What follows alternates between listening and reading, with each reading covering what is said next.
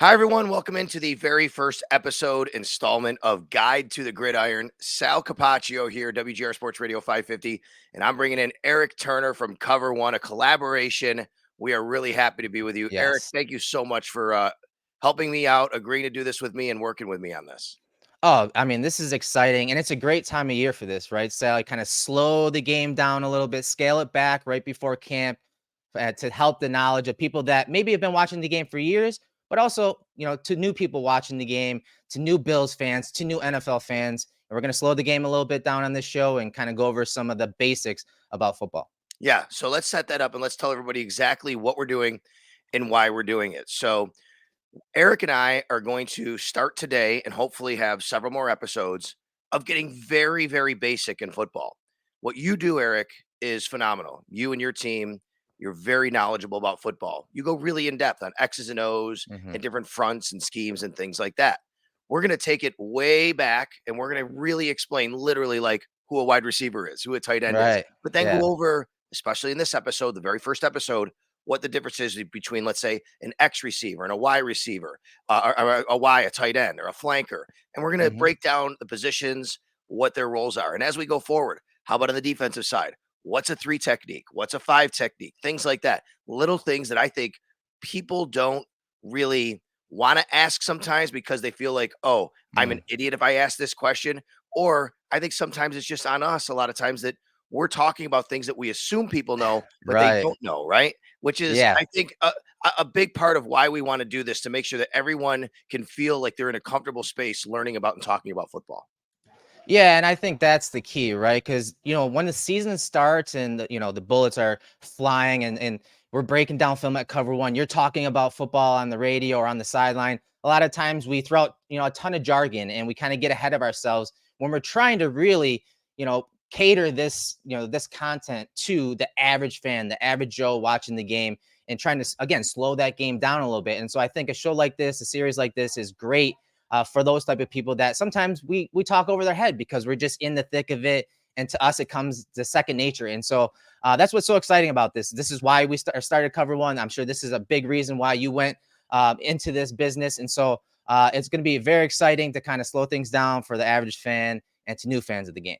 All right, so let me tell you a real quick story. One of the reasons why I've always wanted to do this, and then I'll advance on to why we're doing this together. But one of the Hmm. reasons is you and I both have a little bit of a coaching background. I coached down in Florida for 10 years, really high level high school football down there, as you know, right? I mean, it's Right, like right. pretty intense. But I remember I was coaching DBs one year, and we had a 10th grader who was a very good player, so we put him on varsity. And his first or second practice, we're running pass skeleton. And what that means is there's no line for everybody. It's just passing and it's Hmm. just 7-on-7 basically. And I said to him, his name was Steven. And I said, Steven, when the offense comes out in trips, that's three receivers, everybody. That's things we'll go over. I Yeah. said, you're going to number them 1, 2, 3. I want you over top of number one. Okay, coach, I got it. They Right. break the huddle. They come out in three receivers. He's in no man's land. I don't know where he's standing. I'm like, Steven, I just told you 1, 2, 3. Number them. You're on top of number one. You got it? Oh, coach, I got it. I got it. Okay, great. Next time they come out, break the huddle. He's standing in between 2 and 3. And I'm like, Steven, now I'm getting mad, right? You've been on the football field. The coach goes, Coach, Yeah, stop, yeah. right? Stop. Hold on, right? Losing Steven, time here. Right. what do you not understand about you are on top and top of number one? Coach, there's nobody wearing jersey number one, he says. Logically, that makes sense. I mean, And he's I right. said, Steven, I get the biggest smile. And I said, that's my fault, buddy. The Yeah, kid's in touche. 10th Yeah. grade, right? Like he plays football. I Right. assume he knows we're numbering from the outside in. The first guy's one, the second guy's two, the third guy's three. Right. He doesn't want to say to me, Coach, I don't know what you're talking about because he probably feels like that wouldn't look good for him. And I Right. always remember that, Erik. And this is years ago. I always remember that because I always think, you know what? That's on me as an educator to make Mhm. sure that he understands the terminology I'm using before I even go into it. And I can never assume that he knows it or anybody else. Then I go on the radio, and obviously we have a lot of listeners who are really hardcore into it. We have a lot of Right. listeners who are average fans. And Mhm. I was listening the other day, and someone literally called our radio station. I wasn't on. Joe, my co-host Joe DiBiase was, and someone asked, "Can you explain to me what a nickel cornerback is?" And I said, Ah, "You gotcha. see, this is exactly what I'm talking about." So the Mhm. reason I reached out to you is I think really, I mean, I think that in Western New York media circles, blogger circles, whatever you want to call it, and all the things that we do, I think that your knowledge of the game is pretty unmatched by a lot of the people who do this, and you do a Thank you. great job. And I've always really been impressed with it. And again, you guys go really in depth, but you are the perfect person for me to want to reach out to. Plus, you have a lot of cool and neat graphics too that I want to talk about. So I just want you to know you that. No, that story is great, and you can relate it to the NFL and specifically the Bills. You know, every training camp or mini camp, they reset. They run the same stuff three different ways. Why? Because they have so many new pieces. And yes, maybe they, ran a similar system in college, but that's a little different verbiage. And so they have to basically, by the time they get to training camp, they've run the offense or defensive schemes and concepts and introduced it probably two or three different times, starting at the foundation, the bottom, level of the playbook. And so in very much the same way in that story you just told, each of these NFL teams are doing that throughout the offseason. And then it kind of just starts in training camp when they start to build more upon it towards the first game of the season. All right, so let's get into it. Erik Turner, Cover-1, Sal Capaccio, WGR. Thank you very much. By the way, we're going to share this, and you can go to Eric's pages, you can go to my pages, whatever. We just want people to know about football, learn about football. This is not anything that we're trying to take and own either way. We're trying to own it for Right. everybody out there and let you own it. So wherever you want to follow us, wherever you want to watch us, we really appreciate it. Okay, let's start on the offense. It's easy to say everyone knows who a quarterback is, but quarterback's the guy who lines up, in the middle of the Right. field behind the center.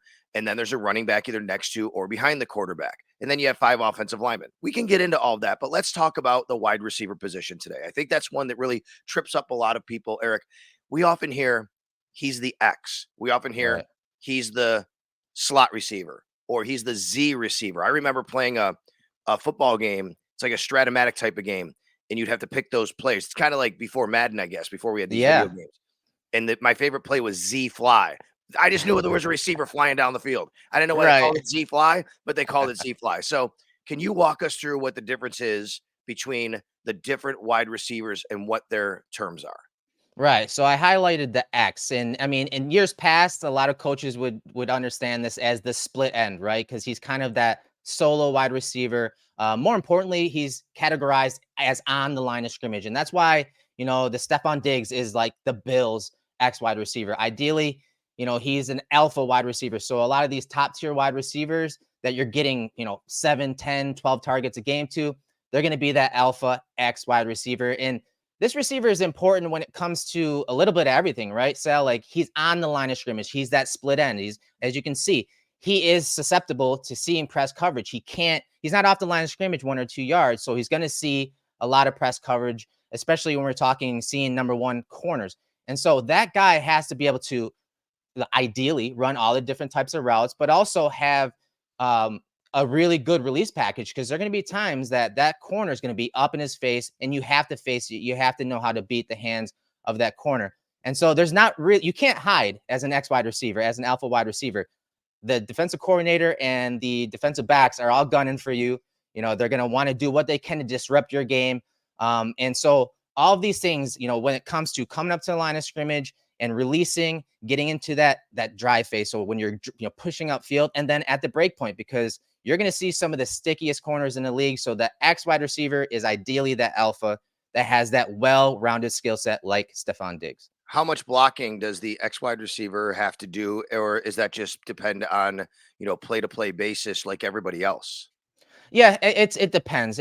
Like right now, this formation that we have set, he's going to be kind of on the peripheral, kind of on the outside when it comes to the run game in a spread system. But there are times where you're going to move the X inside a little bit, tighter to the formation, in what we call like a nasty split. So it's just tighter to this tackle, but still on the line of scrimmage. Yep. And then he's going to insert a little more into the box, maybe against the will linebacker or a safety that's coming down. So in this type of formation, in this type of system where it's two receivers to each side, he's not going to be in the thick of it as far as being in the box to block. But of course, in the league, you have to be able to block. So there are going to be opportunities for that guy, that X wide receiver, to insert into the run game. It's funny you talk about the split end. I remember being a little kid and I was a wide receiver, and old school coaches, long time ago, this is the 80s, growing up in Little Loop, and they'd say, "You're the split end." And I was smart enough to say, "Well, I'm a wide receiver. I don't want to be called a split end. That sounds really weird, Right. right? I'm a wide receiver, but that's what it is. It's the split end. Now think about the difference, folks. Tight end, split end, right? That's where the term comes from because Right. you're split off the line of scrimmage versus you're tight to the line of scrimmage. Now, you mentioned Stephon Diggs. He's the X for the Buffalo Bills. Let's go to the other side and talk about the Z for the Buffalo Bills. That would be more of a Gabe Davis type. So tell us what the Z does and why is Gabe more of a Z where Stephon is more of an X and what the differences are there.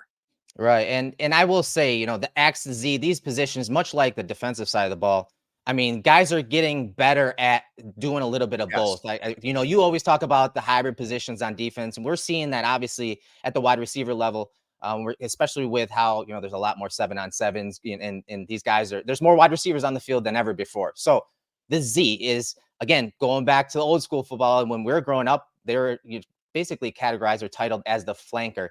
And this guy is off the line of scrimmage more than the X. So if you have a guy that is maybe a little more limited skill set wise, you can have him as a Z. And that's because again, he's off the line of scrimmage and you can move him around more because if you're off the line of scrimmage, you're as an offensive coordinator and quarterback, you can move that guy around a little more. You can motion him around. You can basically get advantageous leverage in the receiving game, whether it's attacking a specific defender or a specific coverage. So moving him around because he's off the line of scrimmage is huge when you're talking a wide receiver like a Z who, again, may have a more limited skill set. But like you said, Gabe Davis is great at this position. Why? Because you can not only, move him around to gain leverage, to gain advantageous looks or matchups in the passing game, but moving him around to help the run game is really where you get your bang for your buck with a guy like Gabe Davis being that Z.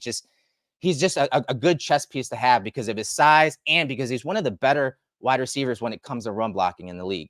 So we'll go through routes a little bit later in another episode, maybe, but basically, is there a real big difference between the route trees between these two? Is it more of how well you run the route trees? Is it something you're just going to take off the table for the two?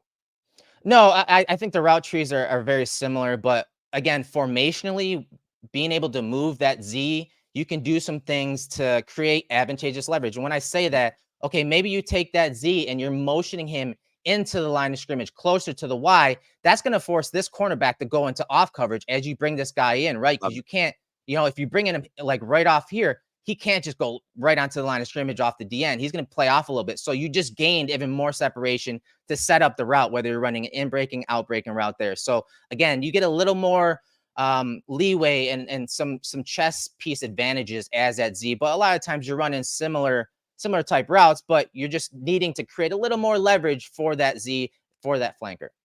There may be some people wondering right now, all right, well, wait a minute, guys. Why don't they just line everybody up then like a Z to give more room for a guy, an X, a Z, everybody to have more room? Well, that's simple because the rules of football don't allow it. You must have 7 players on the line of scrimmage for every NFL play. That's going to include your 5 offensive linemen. You see the X, I'm sorry, the box. The box is the center, Yep. and then the 2 circles to the left and the 2 circles to the right, the guard on each side, the tackle after that. So that's your line of scrimmage. So you're 5 right there. You have a tight end. Generally, it's going to be on the line of scrimmage. We'll get to him and another player. So that's 7. You need 7 players Mhm. on the line of scrimmage. Sometimes an NFL team, stupidly, will only have 10 players. Someone doesn't run on the field. Well, as long as they have Right. 7 on the line of scrimmage, they're still okay. They can run a player with 10 players. In fact, famously, Tony Dorsett's 99-yard run against the Minnesota Vikings on Monday Night Football, the Cowboys only had Right. 10 people on the field, but they had 7 on the line of scrimmage, so the play counts Right. and they can go. But you have to have 7. That's why you can't take the X and say, you know what? We got to create a little more leverage on this play. Let's move him behind and do that. And And it's really important to make sure you follow the rules. right, and so I kinda adjusted the formation here to There you kind of go. talk about your question with, why don't they just do that with X? And that's why I say these positions can be, interchangeable, much like the Bill safeties, right? You could put a Gabe Davis at X here There you go. now because he's off the line of scrimmage, and you move that slot receiver into more of a tight end role. So now you have 2 tight ends on the field, and now you're basically again, now you could put, those Z or those flankers anywhere because they're in the same type of alignment, off the line of scrimmage, off of press. And so again, as an offensive coordinator, you can do some things when it comes to formations to get players that may have more limited skill sets on the field in similar situations on similar routes. And let's go back to that what you just did for a second. Put the Yeah. F on the line, take Okay. the X off a little bit. You're also sacrificing a lot. You're sacrificing, or the W, I should say, but you're sacrificing because if you do that, you could say, okay, I got my X in a more advantageous position, but now I'm hurting my normal slot receiver who now has to line up on the line, and maybe someone's going to get hands on that person. Right, right. No doubt about it. Again, it's a chess match, right? And that's Yes. why this game is so much fun, and why again we're trying to slow it down a little bit so that you guys can see the different things you can do with whether it's a slot receiver, X or Z. All right, let's talk about the slot receiver. The slot, we're calling the W here. Yep. The slot receiver, for since the beginning of time, I think has been thought of, at least for so many years, as a slower, I'm sorry, as a smaller, faster maybe, but smaller, kind of real tight movement type player, can just wiggle his way in and out of places. Cole Beasley, Isaiah McKenzie. It doesn't have to be that way. There are bigger, taller slot receivers now in the NFL. But why has that been the basic trait, and where does he line up? I think, the wide receiver position, not just a slot across the board, has kind of changed over the years. Years past, Sal, it was always like, okay, the bigger, the faster you are, the better you are. But I think those smaller slot receivers are really crucial in today's offense because, they are the efficient chain movers, right? Sometimes if you can't run the ball, you can use that slot game, those small, shiftier wide receivers, again, off the line of scrimmage more times than not because they're aligned with the X most of the time. So they're off the line of scrimmage, away from press. I think you're seeing those shifty receivers kind of excel because they can keep the offense on track. And it sets up two-way goes. We always talk about getting advantageous leverage. Well, he's off the line of scrimmage, but look at all the space he has to work outside and work inside as a W. And I'll say I have him labeled as a W. In the Bills offense, it's actually an F. But when we're talking tight ends later, I wanted to keep F off the screen. So W Got you. is the title or verbiage that a lot of offenses use, but for the Bills specifically, it's F. But getting that two-way go, so that's why you don't have to be the most physically gifted or overbearing type wide receiver in the slot, is because now you're getting that guy a two-way go. And as we've seen, Sal, over the years, that slot position is crucial. It's been crucial to the Bills offense against the blitz because again, you have so much room to work with. And if that quarterback and that slot receiver, like Josh Allen and Cole Beasley were over the years, are on the same page, you can do so much in the passing game, but also against the passing game when those opposing defenses want to send the blitz. And I love this formation you have set up, because this is also a really good look at how you can use motion with either the W, the slot receiver, Mhm. or the Z in this case. You can move X a little bit, but again, rules of football, folks. All right. The X is got to pretty much stay on the line. He's got to be on the line when the ball is snapped, or someone does. There has to be seven people. Right. This allows W or Z to kind of go left or right, or just as long as they Right. stay on that path, you can move them, right, Eric? Yep, absolutely. You're right. And there's another thing that if you want to move the X, as you said, you got to have so many guys on the line of scrimmage. So now you're subjecting, if you put the W on the line of scrimmage and the X off, now you're subjecting again maybe a smaller, shiftier guy to Mhm. press against that nickel. But then now you're able to move the X around. So again, little things, little nuance to the game where if you're putting a guy like the W on the line of scrimmage, subjecting him to press, then you can move the X around a little more. So just little things like who's on the line of scrimmage plays a huge part prior to the snap on when you want to move guys in motion or shift guys around. Because I mean, if you're not shifting guys or motioning prior to the snap, you're not trying in the NFL. Every team does it, and most teams do it up over 50, 60% of the time. So before we move on to tight ends, if you're evaluating, you do a lot of draft work. If you're Mhm. evaluating receivers coming out, a lot of times, Eric, I'll see, well, this guy played a lot of slot in college. He can do it in the NFL. Or this guy, he might have to transition to the slot in the NFL. What are the different traits of why maybe you might see a guy in college do some roles where when you get to the NFL, he might not have quite the skill set or be able to do it as much. So they're going to have to move into a different spot. Yeah, and that really is at the core of evaluation, right? I mean, look at Justin Jefferson. That guy was a slot receiver full time pretty much at LSU. And a Amazing. lot of people worried that he was going to not be able to translate as a boundary receiver, which is crazy to think now when that guy's pretty much probably the best wide receiver in the league. And so I think it does come back to that evaluation and how they are used. That's why film work is so important, right, Sal? Because Yep. maybe in that spread offense in college, which almost every offense is a spread offense in college, they weren't given the opportunity to run these type of routes, whether from the slot or from the boundary. And so you have to kind of compare the situations that a boundary receiver will see versus a slot receiver who is off the line of scrimmage, and kind of compare, like, again, how do they beat press? How do they win leverage? How do they, set up their routes and the nuance to the routes? It comes down to a lot of film study, unfortunately, which takes a lot of time. But I do think that the more that these offenses in college are going to those spread systems, the more work that these scouts have to go through to kind of translate or transition, to show that transition to their staff and their front office. Hey, this guy was primarily a slot in college, but look, this is how he can beat, two-way goes or set up two-way goes. And this is how he beats press. And, how his size, maybe it's a hindrance and why he is a slot receiver in college, but really, you can take him outside because he's so quick. Even if he is on the line of scrimmage, he can still beat that press. He can still beat the hands of a corner on the boundary set. Yeah, great point about the different systems you run too, which obviously you guys get a lot more into, during your film breakdown and stuff at Cover-1, but the system matters a lot going from, college to the NFL and where that player might be able to fit in for his particular team and what they're being asked to do. Erik Turner, Yeah, no doubt. Cover-1, Sal Capaccio, WGR. Thanks for joining us here on the Guide to the Gridiron series. We're going to keep this going and talk a little bit more about the pass catchers today. We have a lot more planned for you. We hope you're enjoying it. I mean, if you like it, we'll have a lot more planned for you. We love the feedback, Yes. though. Thank you very much for letting us know what you think about this. Wouldn't it be no, the Buffalo Bills, wouldn't you know, I should say, they're gonna mess us up with the tight end, right? Because Eric, all we heard about when they drafted Dalton Kincaid was Yeah. don't think of him as a tight end, wide receiver, 12 and a half to 11 and a half personnel, 12 personnel. We'll get into all that, but let's break the tight end position down to the very basics, and then maybe people will understand why Dalton Kincaid can do so much and why he's considered a little bit different. So the normal tight end position would basically be called the Y. For you go Yes. back to what great tight ends over the years. I mean, if you want to go all the way back to Pete Metzelaars of the Buffalo Bills, right in the 1990s, he's a Y tight end. That's the letter because you just said it. X Z W. He's the Y. He's the other Mhm. pass catcher. That's an inline tight end. Explain to people what an inline tight end is and what they would be expected to do. Yeah, I mean, in line means typically you're in the box on the line of scrimmage. Again, that traditional throwback type tight end. And the funny thing about the Bills is Dawson Knox didn't come into the league as a traditional Y type. He was more of an F move tight end, which we'll get into.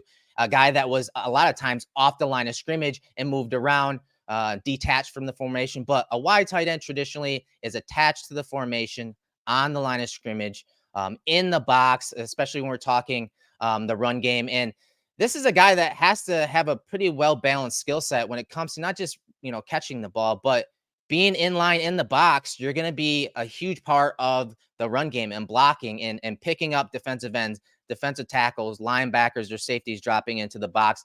It's really important to be able to block, and that's one thing that Dawson Knox has improved on, which is why now with Dalton Kincaid in the fold, I think Knox is more slotted into that Y, and credit to him because he wasn't that guy coming out. And really, with the way that the tight end position has developed and advanced over the years, there aren't many traditional Y tight ends. I think that's worth mentioning in the league anymore. A lot of those guys, again, are move tight ends. I mean, Travis Kelce isn't your traditional Y tight end. Darren Waller, same thing. These are guys that are more of those move tight ends and not asked to do a lot in line, in the box, attached to the formation. So a Y when it comes to the passing game, obviously being able to catch a ball is huge, but because you're in line, because you're in the box, you're usually right in front of a defensive end or a safety dropping down and pressing you at the line of scrimmage. You got to be able to get off the ball and release into your route, or else it just disrupts the entire timing of the play. But again, Sal, I think this is a position that's more of a throwback. I Yeah. think the more and more you look at the top tight ends, they're not these traditional wide tight ends. Well, let's give an example. Lee Smith would be a traditional wide tight end, right? Yes, yes. People know Or Lee Smith. offensive tackle 3. I mean, Yes. you're splitting hairs here, I right? I think I think that's the best way, Eric, to kind of think about Yeah. a traditional Y is really more of an extra blocker. Now, they wouldn't be considered that in the 90s or 2000s. Like, what do you mean? We throw to the tight end. But if you think about the way they were used back then, they kind of really are an extra offensive lineman because they're really on the line to block and to help out. And generally, so people know, and we can get more into this as we go on, but to be very basic, when people say the strong side or the weak side, the strong side of a football formation is the side generally the tight end is on because you're going to Yes. have an extra player on that side like you have here. The Y is there. Can you move the Y Yep. over to the left? So right now it's strong to the offensive right. Now it's strong to the offensive left because you're putting Yes. more players on that side. And that is really the Y tight end. Um, like I know that when I was coaching, we would say the word yum starts with a Y to let the tight Mm. end know which side and where to be. And that was how you kind of gave the indication. So the Y tight end is really going to also help dictate the defense on which side they line up on. Not as much lately, but I think Lee Smith is a great example of a Yeah, traditional Y. no Now, doubt. you say F tight end, move tight end. That's what it is. I want people to think of the F tight end with the word flex. I think that might be the best way, but either way people want to do it. Absolutely. That's how I've been thinking of it. The F tight end, the flex tight end, is what Dalton Kincaid is going to be for the Buffalo Bills. They have said that he's more of the F tight end. Mhm. Now you can have Dawson Knox do that, but why can both do it? What are their traits, and why is Dalton Kincaid going to be used so much in that role? It's going to be interesting this year because it's not something the Bills did a lot of, especially if we're talking two tight end sets on the field at the same time. So, the flex, the move tight end, I've heard it called a U. Either way, again, off the line of scrimmage, almost just like a slot receiver. A guy like Kincaid with his athleticism, his smooth movement, his great hands. He's really, before the balls have been snapped, as soon as they have two tight ends on the field, the defense has to match personnel, right? So are they going to send out this nickel if it is man coverage on Dalton Kincaid? Or are they going to bring in the third linebacker onto the field, bring in a Sam or a Will? And again, it'll interchange here, but that's really initially right off the bat. As soon as those two tight ends step on the field, the defense has to make a choice. And so having an F tight end like Kincaid, because of his athleticism and skill set, you're going to be able to do some things with him in the passing game, moving him around, again, dictating personnel, dictating defensive structures because of you're moving him around, putting him in a slot, maybe just off the wing. But more times not, again, the F is that move. He's off the line of scrimmage. He's a little more athletic than a traditional Y tight end. But again, you can use him like the Z, where you're going to insert him into the box more. And then again, now you're getting, if this is a nickel, you're bringing that guy into the box with the F. Now you have a physical advantage, an F, a tight end versus a nickel. So you can do some fun things with that. And that's Yeah. why this year is so exciting when you have a guy with Kincaid's skill set and athleticism and something we haven't seen from the Bills. So we're going to see some new wrinkles in the Ken Dorsey offense because of a guy, because of a move tight end like Dalton Kincaid.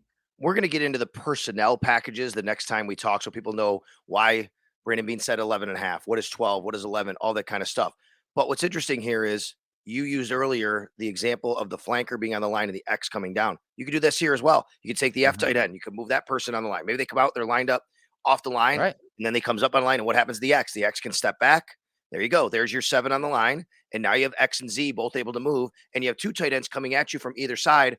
Now Right. the defense really has to make a choice. What is this player going to do? And I think that's why it's super interesting for the Bills, like you said, and how basically Brandon Beane termed Dalton Kincaid. He said he's going to be like Cole Beasley, but in a tight end's body. Right. Now, you wouldn't see Cole Beasley lining up with his hand on the ground where the F is right now, but you could see him on the line of scrimmage or off the line of scrimmage and allowing that X to do different things. That's why it's going to be really interesting. Now, let me ask you, coming into the NFL, a rookie like Dalton Kincaid, is that too much to ask of him? Or as long as you keep it a little more basic, he'll just be doing what he's normally been doing throughout his college days?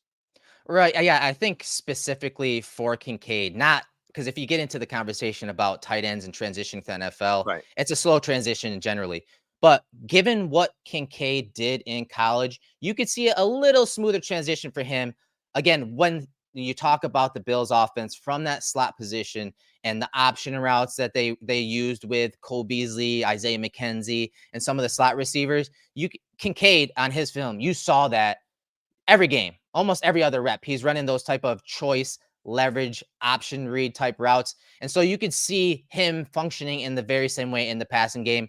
With him, it's going to be more of that transition, kind of like Dawson Knox, where, hey, when they do want to bring him into the box to get that numbers leverage and that physical leverage in the run game, that's where he needs to get better, especially if you're talking online, on the line of scrimmage and starting to run the ball. He needs to strengthen up in that area and work on his technique. And I'm sure Rob Boris, the tight end coach, has been doing that since he's gotten his hands on him, this offseason. So the transition, I think, from college to the NFL for Kincaid can be a little smoother than the traditional conversation around tight ends. Yeah. But it's again, don't set your expectations too high because this is, again, it's a tough position when you're talking about those college offenses and the tight end position transitioning to the NFL.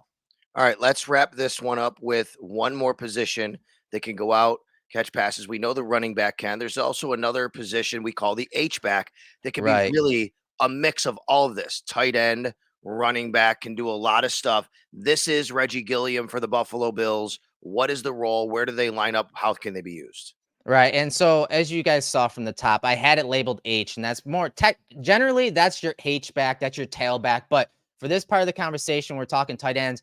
H back over the years, there aren't, I feel like because of the way the offenses are evolving and being revolutionized, we're kind of seeing this position kind of die off. And I think the Bills did use Gilliam in many ways as that H back. And Yep. traditionally, it's more of that fullback that can do some tight end stuff. And I think the last couple years, that's what they've done with Gilliam, especially when they played teams like the Chiefs, that you saw his number and his reps kind of go up because he was not just a fullback in the backfield with the tailback, but also a guy that was kind of that quasi tight end, right? It's like a hybrid tight end fullback, but more coming from the fullback side of it. There aren't many Kyle Juszczyks from the 49ers in the league, but Gilliam has played obviously awesome on special teams, but as that H-back. But I think now with Kincaid in the fold, maybe some of those reps that we saw Gilliam take get scaled back from Gilliam and get passed on to Kincaid.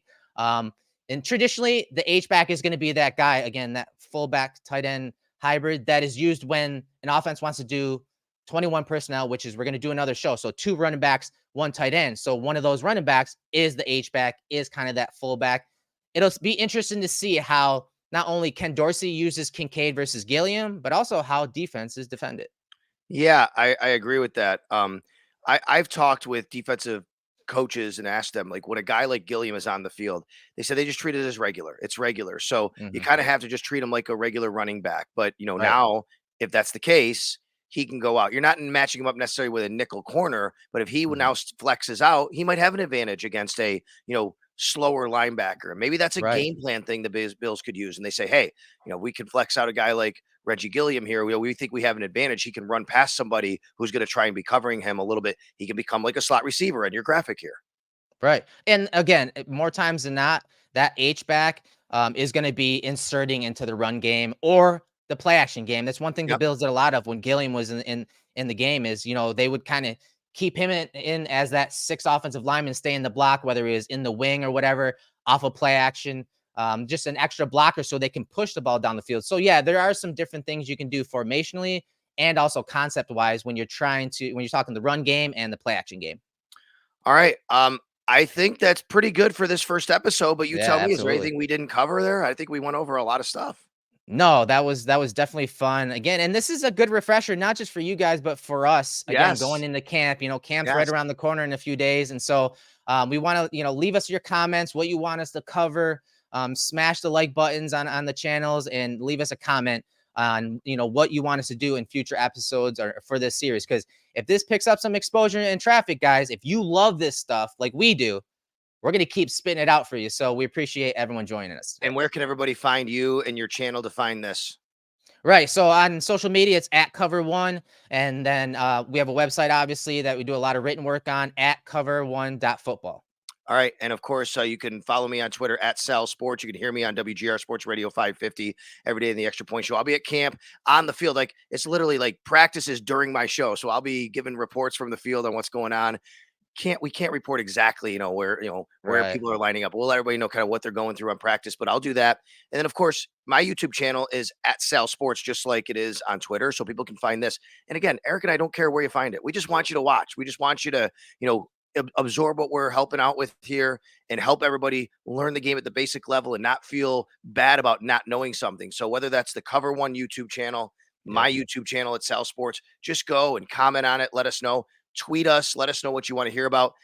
Next episode, we're going to get into next couple episodes. We'll do defensive positions, techniques, Mhm. personnel groupings, I think, which is a really big talking That's a point big right now one. with the Buffalo Bills, Eric. Yeah, that's a big one, and definitely one that when we started this series and started mapping it out, I think personnel groupings is a huge thing. You get callers all the time. We get comments on YouTube, kind of mixing it up and confusing what that means. And so, again, getting into some of the details of the game, and we're talking stuff before a snap even happens. And I think that's a big part of understanding this game and why this episode was so much fun. And future episodes are going to be even better. All right, Eric, thank you very much, buddy. I really Of like doing course. this. Let's keep it rolling. I can't wait to. For Erik Turner, I'm Sal Capaccio. Thanks for watching.